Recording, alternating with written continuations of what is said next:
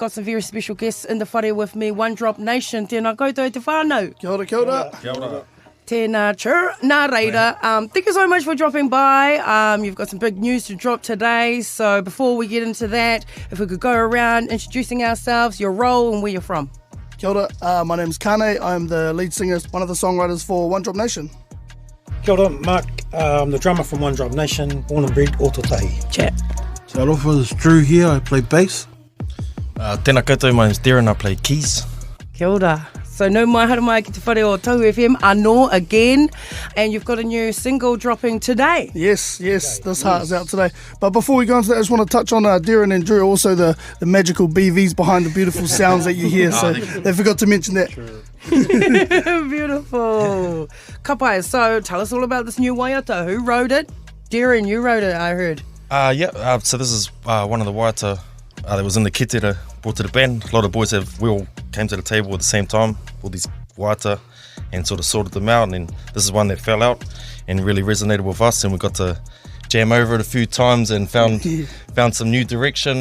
Drew really latched onto it with his slide guitar and a few other feels as well, and then the boys got into it, and then we sort of just made the magic happen.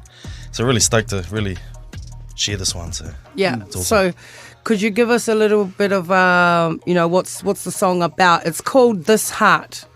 Yeah, is it like a love song? Yeah, bro? so yeah. It is. It's a wedding. Yeah, it's a love song. So this heart's it's a love song. It's one of those wedding bangers.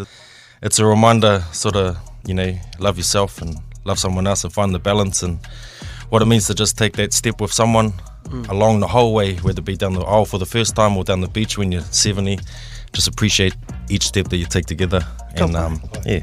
So what does that look like when you're creating Waiata as well? Like, I've seen, forgot the Freddie Mercury movie. He locks himself away in a room all by himself and stuff like that. What's the process look like for you guys? Oh, it's pretty. It depends. Like if Darren brings one to the table, then that's his own journey that he's been through. But for us, we usually lock ourselves in Mark's lounge, set up with we rock the can, so we're all set up on headphones and running through a desk and just jam.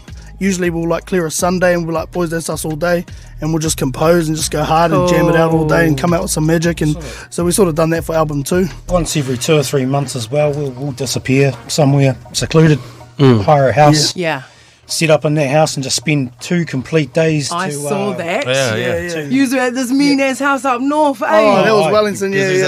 The legend himself. That was actually Jonah Lomu's house. Yes. Dope spot. That's sort of like our go-to now when we go up and record our albums. We go stay at Lomu's house because we get a good deal through Airbnb and the owner. So he looks after us, and we feel comfortable. There's good space there for us to be in each other's pockets all day in the studio and then come home and have some space. Yeah. That's quite nice. But yeah, we kind of cheer out the lounge a bit. Put the music gears there, so it's like the PS5 rocking. Yeah, it's us. So we've got the PS5 there, so that's part of the songwriting process. Yeah, we like to get away, vibe, click, and then off the tail end of a few days, get the whānau involved and wrap it all up. Turn the dining room into the studio for the week. Yeah, that's the one. Cool, I love it. Love the vibe.